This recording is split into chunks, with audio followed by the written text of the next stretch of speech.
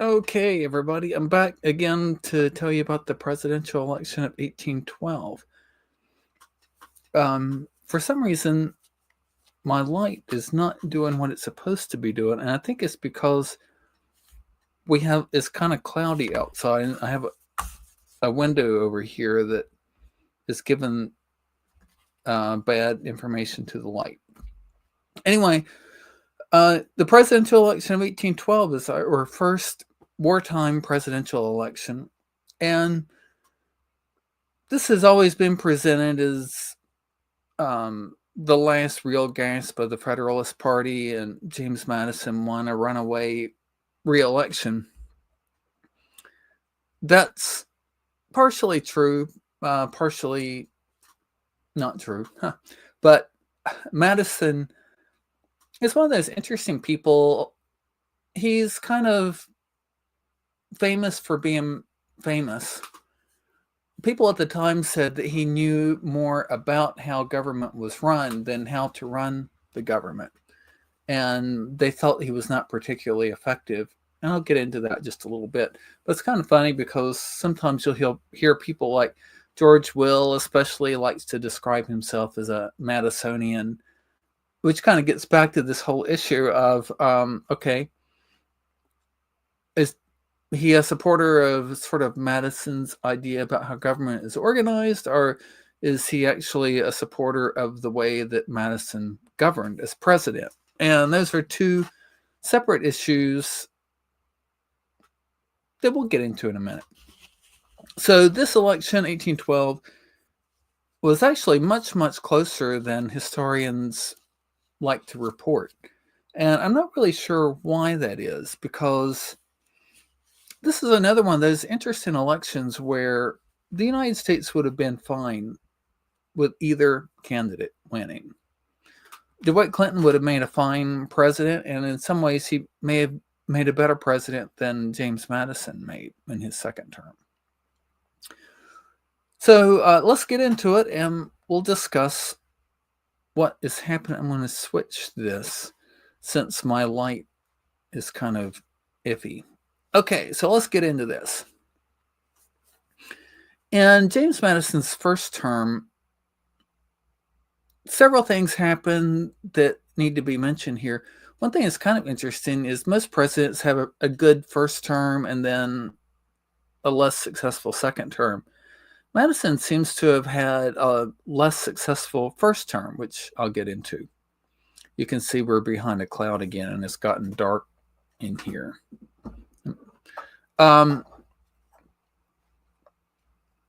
Jefferson's last lame duck Congress had repealed the Embargo Act, which is really unpopular. And they instead passed the Non-Intercourse Act, which opened U.S. shipping to everybody except for England and France. And so American shipping generally went to the Netherlands and Denmark instead to maintain open lines. When Madison became president in 1809, having been Secretary of State, it opened up that position. And he wanted to appoint Albert Gallatin as Secretary of State, but people in Congress really didn't want somebody who was born in Europe to be Secretary of State. So he continued as Secretary of Treasury and actually ended up serving the longest term of anybody as Secretary of Treasury. And Madison also continued Caesar Rodney as Attorney General, but other than that, he completely revamped the cabinet, mainly with people who weren't able to really rise to the occasion. Because, as presidents generally face two categories of issues. The one is responding to a crisis, and the second one is, where do we need to be headed as a country? Well, we know what the crisis is that's on its way, which is the War of 1812. As the Secretary of State then, Madison kind of tried to curry favor with members of the Senate. He appointed Robert Smith. Now, Smith had been the Secretary of the Navy during the Jefferson administration and had scaled back the size of the Navy pretty dramatically as part of that idea of trying to phase out the Navy. And so he becomes the Secretary of State. William Eustis was appointed Secretary of War. Eustis was a medical doctor and actually not well versed in military affairs, but he happened to be from Massachusetts, and Madison wanted somebody from there, which is not a good reason to appoint somebody.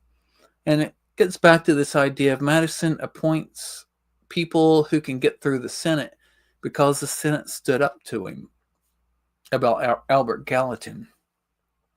But now, as far as Robert Smith goes, he and Madison worked together to annex areas that were known as West Florida. These are two areas that are not part of Florida today. In 1810, they annexed a little piece of what was called West Florida, which is this sort of blue area. It became part of Louisiana when Louisiana became a state in 1812. Then in 1812, the United States annexed the pink area, which is the Gulf Coast of Mississippi. Now, these annexations took place because Spain was involved in the Napoleonic Wars and needed money, number one. And number two, people who lived there sort of rebelled against Spanish rule because the United States was so much closer and was in possession of New Orleans. So Americans were not too far away in case of problems with the natives. So this sort of independent area in West Florida got annexed by the United States. And you can see that term West Florida keeps moving east as the United States annexes a little piece of it. So these were Robert Smith's greatest accomplishments as Secretary of State, was to start this process. But his brother was a senator, a U.S. senator from Maryland, and they would kind of grumble about what was happening with the Madison administration. And eventually Madison got sick of it. And so in 1811, he dismissed Robert Smith and appointed James Monroe. And this is important too, because Robert Smith, the Secretary of State, should have been the person who was helping to improve relations with England, which was not happening. So he was doing well with Spain, but not doing well with England. Now, and at the midpoint of Madison's term, the charter of the Bank of the United States was scheduled to expire. And it came up for a vote in the House and the Senate. It passed in the House, went to the Senate. In the Senate, it was a tie. And George Clinton was in the chair as vice president. Now, George Clinton, as you know, had kind of flirted with the Federalists in 1808, trying to get their support to run for president that year, and the Federalists ultimately did not support him. This is one of the reasons why, because in a tied Senate, the vice president gets to cast the deciding vote, and George Clinton voted against the charter of the Bank of the U.S. In doing so, the Bank of the U.S., because it had to close its doors on March 4, 1811, it started to distribute all of its funds to cancel out everybody's accounts. As it was doing that, $7 million in gold went to people overseas who had American accounts for one reason or another. Now, remember, this is $7 million in gold that the United States could have borrowed against when the War of 1812 arrived, except it was not around. So this is sort of helpful for the Federalists to know that George Clinton was not their friend. Now, Madison did want the Bank of the U.S. to be rechartered. He was always more moderate in general than Thomas Jefferson and George Clinton.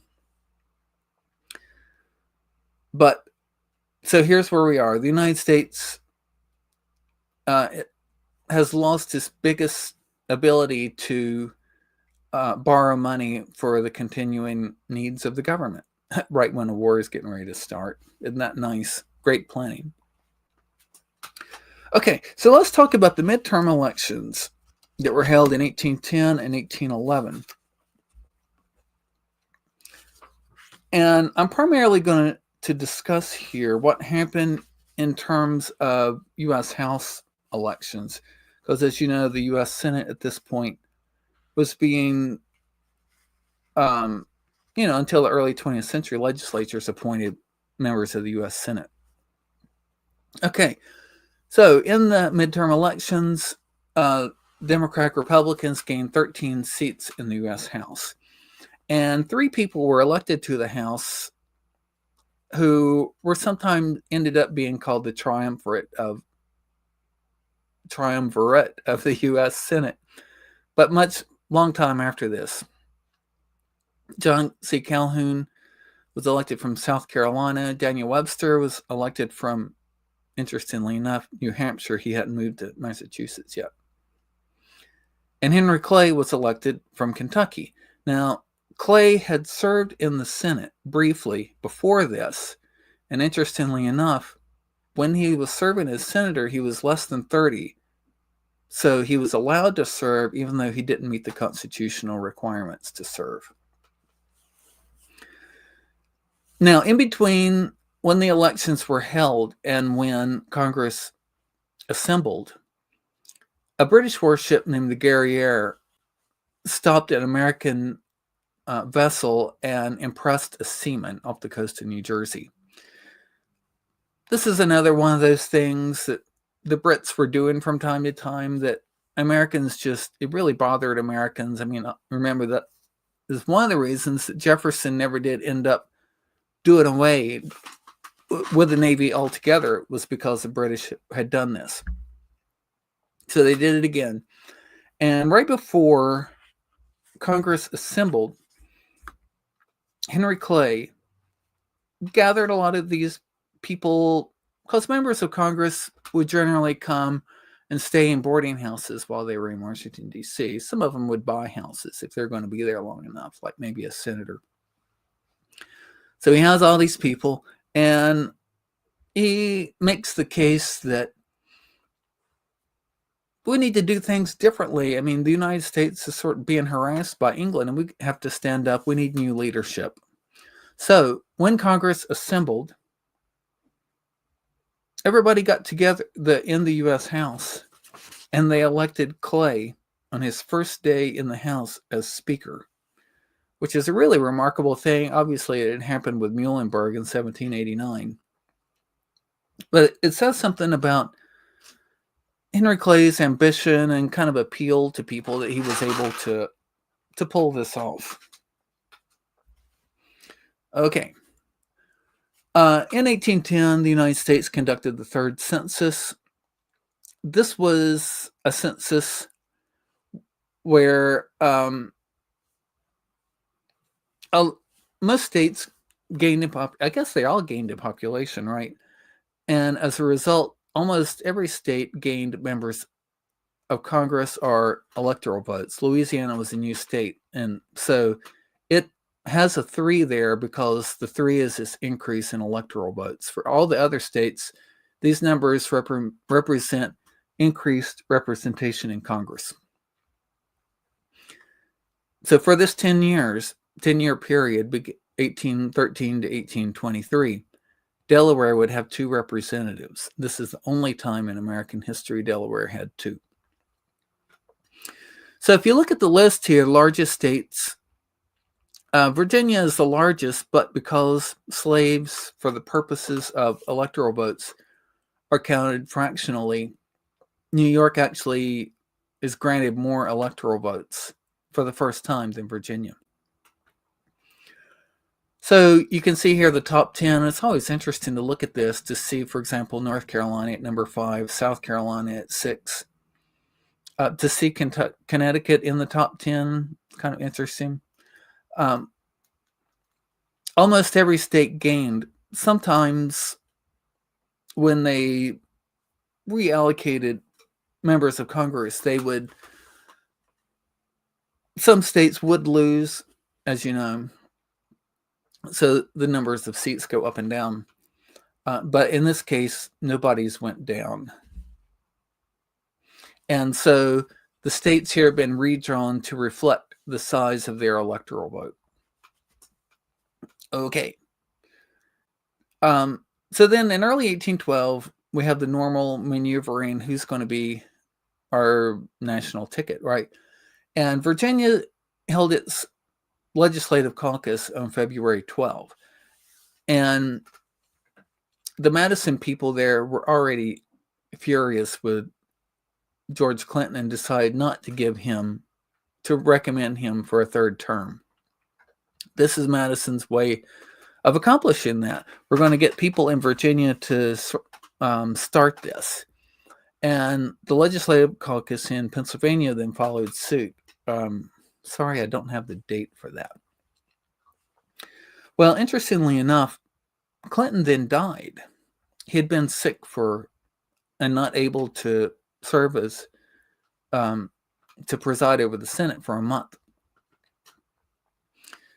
So that kind of alleviated that whole problem of what do we do about him? Because it's kind of tougher to vote somebody down than one might think. So when the caucus met, the first thing that they did was they wanted to nominate somebody for president. And of course, James Madison was not really opposed. Although having said that, very few people appeared at the caucus from New York State. So they knew that they faced a problem. Now, one of the members of Congress from Pennsylvania told them that Pennsylvania was not going to support, after this, any more people from Virginia. It was time for a different state to nominate the president. And I don't know if that person is the person who voted the blank vote for president. Everybody else voted for James Madison. Whoever voted blank left and did not stay to vote for vice president. So we have this ballot here. John Langdon was nominated by a vote of 64 to 16 with 2 scattering. Okay, so now we have our Democratic-Republican ticket. The person who ultimately faces Madison's primary rival, of course, is DeWitt Clinton. And his candidacy is kind of interesting in the way that it came about. He was a nephew of George Clinton, the now deceased vice president. And in 1810, he had been appointed to the Erie Canal Commission. This was a group of people in New York State who were going to plan the route of that canal across New York to connect the Hudson River with Buffalo. While he was on that canal commission, he got to work with some people who were Federalists.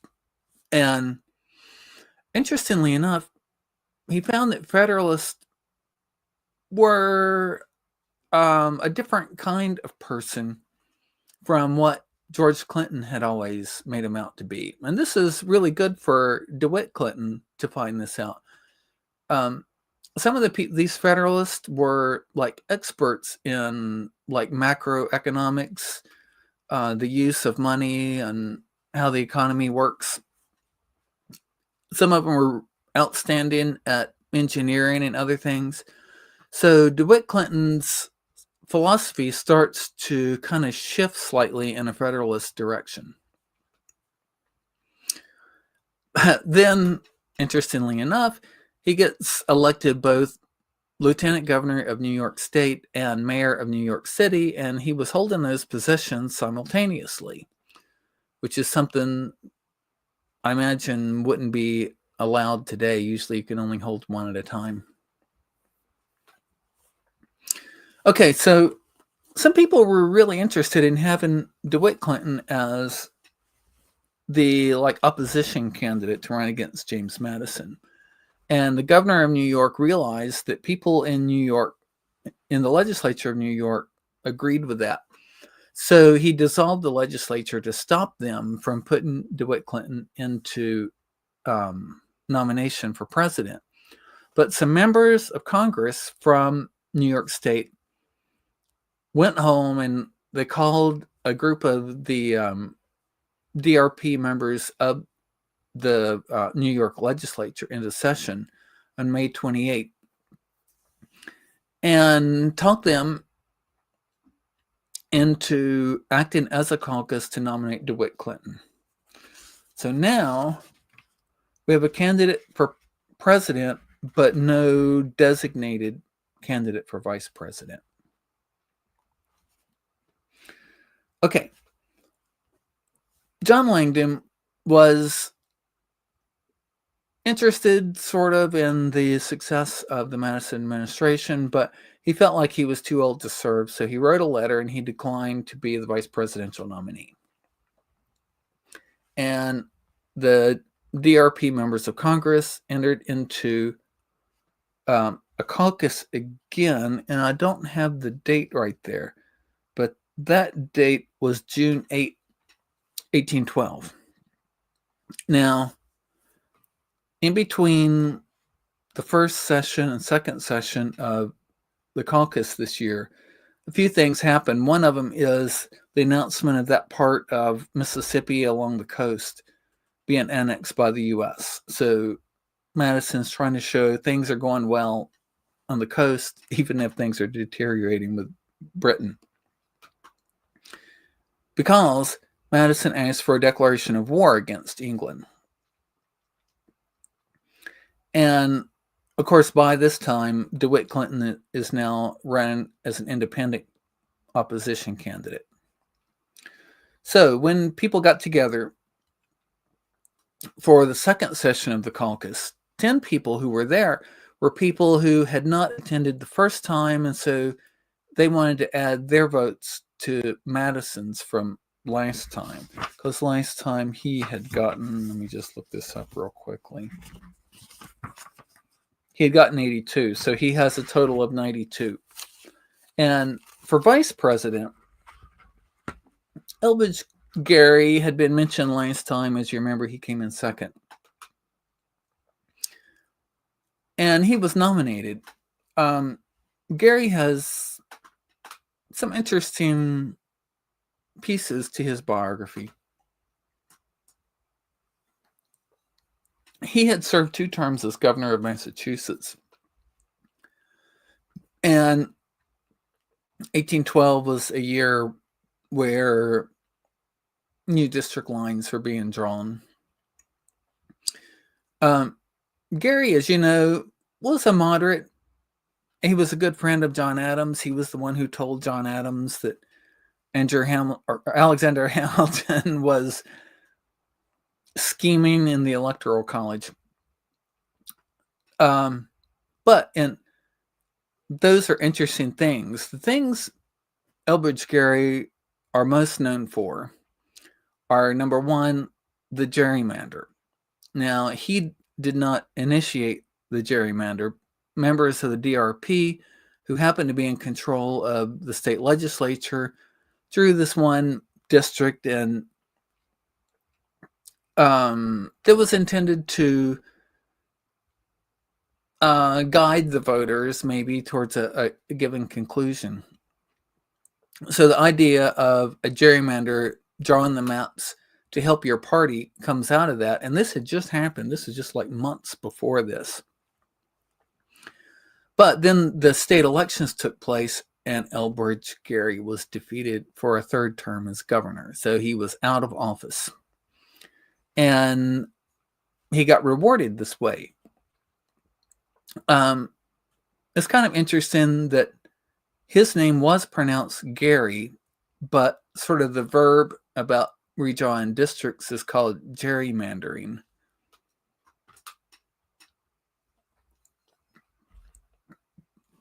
But gerrymandering, although introduced in Massachusetts, spread quickly, and I'll be able to tell you about one result of that shortly. Okay.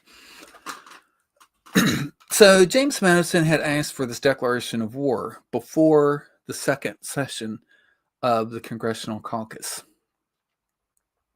Congress had already given him authority to temporarily increase the size of the army, which is kind of interesting given that the DRP thought that there should be no federal army. Finally, after a long time debating this, they took the votes, and in both the Senate and the House, these are fairly close votes, 19-13 and 79-49. Federalists unitedly voted this against going to war with England. They didn't know it at the time, but England was so preoccupied with Napoleon, they really didn't want to go to war with the United States. And they sent diplomatic messages to the United States trying to calm things down to prevent this, unsuccessfully, because Madison and Democratic Republicans wanted this so badly, which is really weird because of the inability of the federal government to borrow money. So Congress on July the 1st increased the tariffs as a way to pay for this war. Okay. The war proceeded poorly, and you would think that that would make sense, given that the Secretary of War was a medical doctor and not somebody who knew anything much about the military. So American forces in Detroit pretty quickly crossed over into Canada, demanded that Canada surrender, and the Canadians just kind of said, yeah, whatever, and ignored him. Then he heard that British forces were moving against the U.S. fort at Detroit. So the Americans went back to the fort, but when the British arrived on August 16, they just surrendered. And at the same time, the U.S. forces in the fort over at Chicago decided to go to a different fort, but on their way, they got ambushed and they were just wiped out. And the fort at Chicago was burnt down. So things are not going well. But then 3 days later, the USS Constitution caught up with the Guerriere that had impressed that one seaman.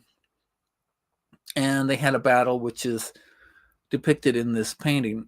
And the Guerriere sank. As part of this, though, a lot of its crew, the people on the Guerriere, were taken hostage and brought to the coast.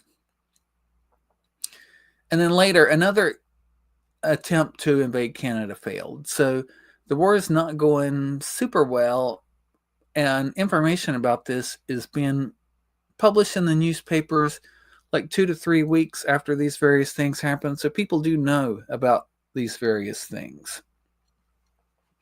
So a newspaper decided to correspond with people to try to get a sense of what was happening. It was the Baltimore Whig, and on September 14, it published its estimate of what the status was of the election at that point. And it said that if the election were held right then, DeWitt Clinton would be elected. This is a quite remarkable accounting of what might happen in the election of 1812. Partially because the newspaper got every state right except two. Two states that they have here are voting for DeWitt Clinton actually voted for Madison. One of the things here, like North Carolina, is that standout. Something had happened in North Carolina in 1811. The legislature took away the people's right to vote for president. And the people of the state were very unhappy with that. So in the legislative elections in August of 1812, the Federalists had this major resurgence, and it was unclear if the Federalists actually had a majority or just a lot more members. So by September 14, that news had gone around about the Federalists doing so much better in North Carolina, but not the degree, just how well they did. Okay, so this information was very important because Federalist leaders decide we need to get together and figure out what we're going to do here. Are we going to run somebody or are we not going to run somebody? So, see, this is September 14. The very next day, the fourth and final caucus of Federalists is held in New York City. Now, several Federalists had already met with DeWitt Clinton and thought that he would make a fine president. He was already somebody who was much more sort of in tune with economic policy as the Federalist. He also supported, obviously, internal improvements because he was on the Canal Commission, which the Federalists just thought was really good. A lot of people supported canals, but for different reasons. The main advantage to canals was they made it possible to transport goods from the west to the east. And we might hear that and say, well, that's good and fine, but so what? Well, here is the so what. The urban areas in the east, like New York City and Philadelphia, consumed a lot of wood.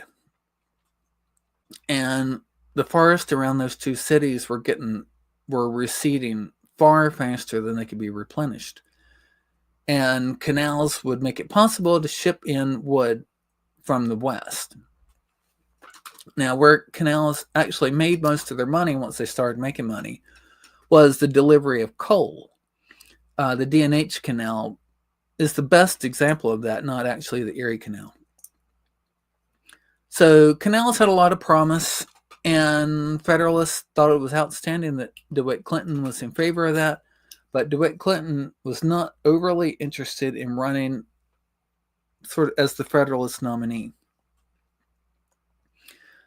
One of the people who was there was John Marshall, the Chief Justice. And they talked with him. Maybe he could run. He would do well. He probably would have made an outstanding president. But he had no interest, just didn't want to do it. So the Federalists decided, instead of running anybody, why don't we just let the state parties do whatever they want to do? If they want to support DeWitt Clinton, go ahead. If they want to do something else, then do something else. And that's where they left it. So Federalists in Virginia decided, in that case, we're going to run Rufus King and William R. Davie. And so in that one state, that was the Federalist ticket, because the Federalists in New York eventually supported Rufus King when they were choosing presidential electors by their legislature. Okay, so for the most part, DeWitt Clinton runs as the Federalist in addition to being an independent Republican candidate. Now, one of the reasons that DeWitt Clinton may have told the Federalists during their caucus that he did not want to run as their nominee was because he still didn't have a vice presidential running mate yet. And while the Federalists were in New York City doing their thing, Clinton supporters met in Pennsylvania and held a convention, and they nominated Jared Ingersoll, who is the Attorney General of Pennsylvania, to be his running mate. Another thing that they did was they called for full American focus on winning the War of 1812. Now, historians have ridiculed this quite a bit, because is DeWitt Clinton against the war, or does he want a full prosecution of the war? But the better way to understand this is DeWitt Clinton, because remember, by this time, the United States was aware that England wanted to cool things down. And what if DeWitt Clinton were able to cool things down to prevent a war that the United States could easily lose? But if it weren't possible, then let's do everything possible to really plan how we're going to win this. I mean, I don't see what the argument. I mean, you could say, sure, he campaigns for peace in one place and for prosecuting the war somewhere else. But I don't see that as a major problem. In fact, if anything, you would think that that's what all politicians would want to do. In any case, Clinton supporters around the country began to nominate presidential electors pledged to Jared Ingersoll. Now, one of the things about having Ingersoll on the ticket is it brings Pennsylvania into play. It's another one of those states where if DeWitt Clinton won all the states he eventually won, plus flipped Pennsylvania, he would have been elected. Which just shows how close this race was. I mean, it's shocking the way that this is portrayed in history books. Okay. So let's look at the various states. Madison was clearly ahead in 6 states with 67 electoral votes. DeWitt Clinton had most of the normal Federalist states plus Virginia, which is 76 electoral votes. That gives him a lead of 9. Sorry, the dogs are being silly downstairs. See? And that leaves 6 states, so the white states are the swing states with 75 electoral votes. So Madison needs a majority of these 75 electoral votes to be elected. Rufus King, you can see there, is running in Virginia with no chance of winning, and in New York with no chance of winning. He's running in the home states against his major opposition. Okay, on election day then, which was again held in a range of dates, we have 3 different ways of choosing presidential electors, as you may recall. In the green states, people went and voted for a bunch of people, the whole slate of presidential electors for those states, which was called the general ticket. The red states chose presidential electors by their legislature, and the blue states chose presidential electors by districts. Now, in this election in 1812, turnout really skyrocketed. In Massachusetts, DeWitt Clinton got over 50,000 votes. The first time anybody had gotten 50,000 votes for president in an election. And historians poo-poo that because in the gubernatorial election, which was just held, Caleb Strong and Elbridge Gerry, both of them got more than 50,000 votes. Okay. It was a normal thing back then where voters voted in local elections and in presidential elections. That's the way it was. In any case, in 1812, DeWitt Clinton got 50,000 votes for president in Massachusetts. It was the first time anybody got 50,000 votes in a presidential election in a given state. And that would not be surpassed until 1828, which emphasizes how important it was, his vote.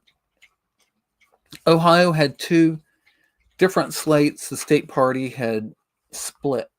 So Ohio was a 3-way race, which was Madison versus Clinton. But DeWitt Clinton had a lot of important supporters in Ohio because of the canal issue. So in New Hampshire, turnout was up by 1/3. In Pennsylvania, it was up by 50%, and it doubled in Ohio. All right, so let's look at the popular vote. On election day, with this increased turnout, James Madison got 50.4% of the vote, just a very bare majority. However, 3 of the swing states elected presidential electors, and 2 of those, Ohio and Pennsylvania, went for Madison. Clinton won New Hampshire. That means that Madison was leading in presidential electors by a margin of 84 to 39. And Rufus King got these votes in Virginia, but no presidential electors. Now we have the legislatures to deal with. The red states again vote by legislature. And it's interesting how a lot of these races tightened up as the year passed. Like New Jersey, which was supposed to be a real lock for DeWitt Clinton, he only won by 7, which is the same amount Madison won by in Louisiana, which was supposed to be a lock on his side. In New York State, since DeWitt Clinton already had a majority and it was clear he was going to get the electoral vote, the Federalists just decided, well, we're not going to support him. And so they ran a slate of presidential electors pledged to Rufus King. And the Madisonians made an effort as well, but DeWitt Clinton won. North Carolina was kind of the most interesting of these because, as you know, the election of 1812 was evenly divided between the Federalists and the Democratic Republicans. It was the Federalists' best showing in, 15 years since the Adams administration. And it was unclear who was going to win because North Carolina had this group of people who kind of floated back and forth between the two parties. But those people were overwhelmingly in support of DeWitt Clinton. But during the state legislative session, these 2 guys showed up who apparently were offering bribes. And a lot of people who had intended to vote for DeWitt Clinton were really upset about this, and they didn't want to have anything to do with being bribed to hand the state over to Clinton. So Madison ended up winning the state by over 2-1, which had nothing to do with the partisan breakdown of the legislature that year. So you can see in the yellow box that nationwide, James Madison lost the legislative choice of presidential electors by a margin of 50 to 45.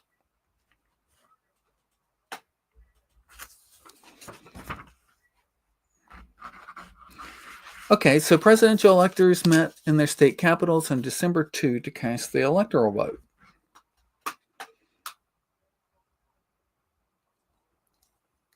Here you can see the results in the various states.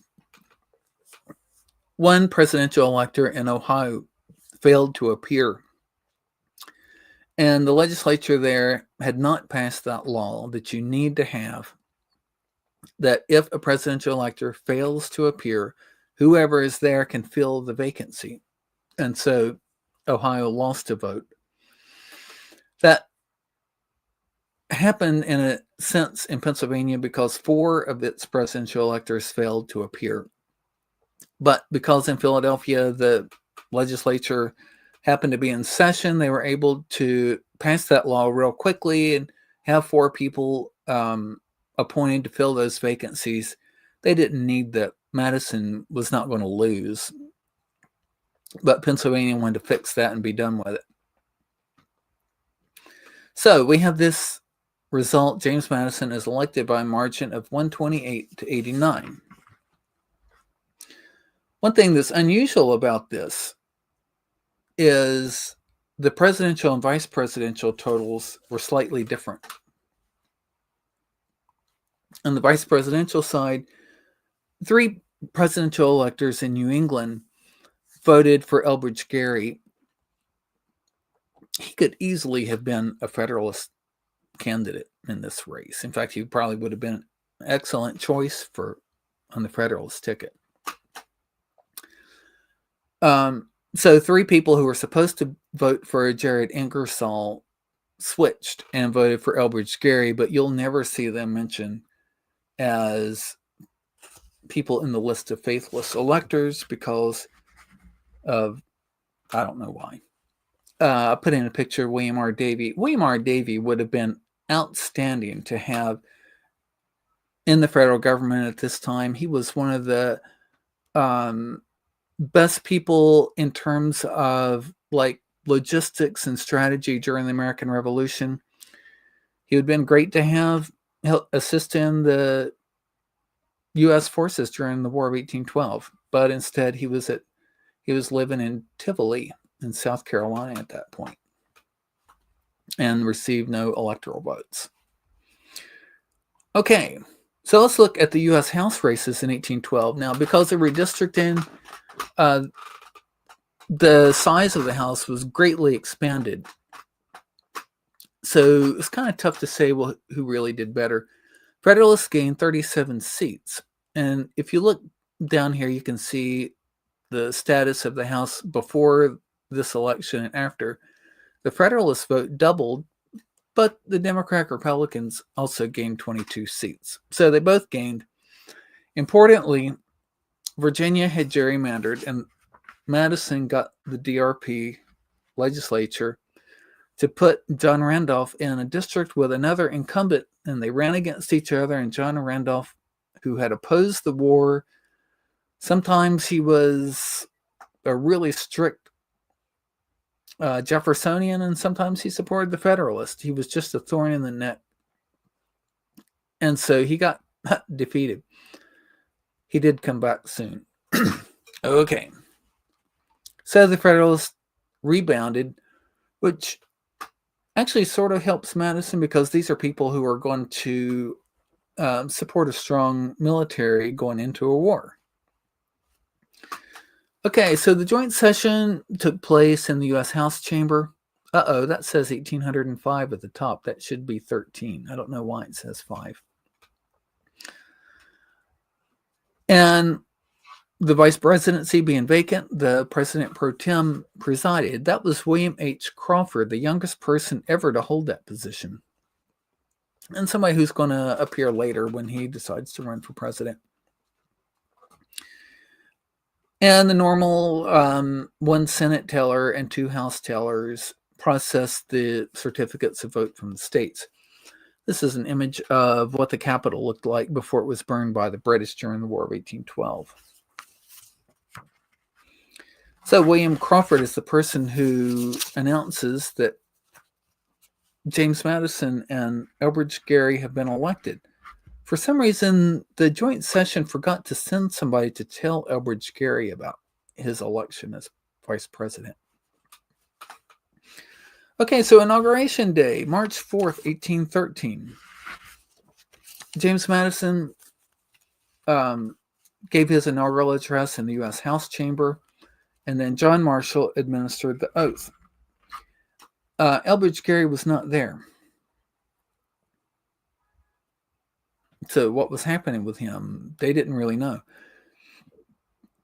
Another thing that might be interesting to point out here is that for the second time, an inaugural ball was held. And, you have to do something twice for it to be a tradition. So the inaugural ball becomes a tradition at this point. Well,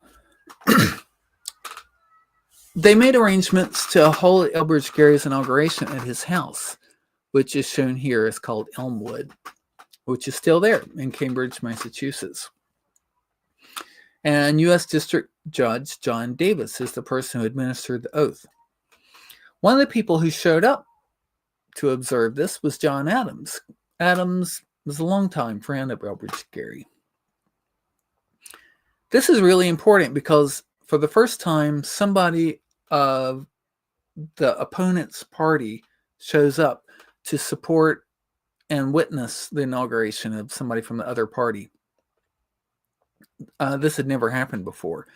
And this kind of sets that precedent of politicians should be more interested in supporting the system than supporting their party, which politicians since then have been able to do with varying degrees of success. But good for John Adams for starting that tradition. And bad on historians for not telling people that he was the one who did this. Okay, so now we have our team. James Madison as president, Elbridge Gerry as vice president, and these people have been tasked to lead the United States during its first war. So next time I'll tell you, what happened with that and what the results are going as part of the lead up to the 8th presidential election. Okay, well, thanks so much. I hope that you've enjoyed this, and feel free to give me a like or leave me a comment below.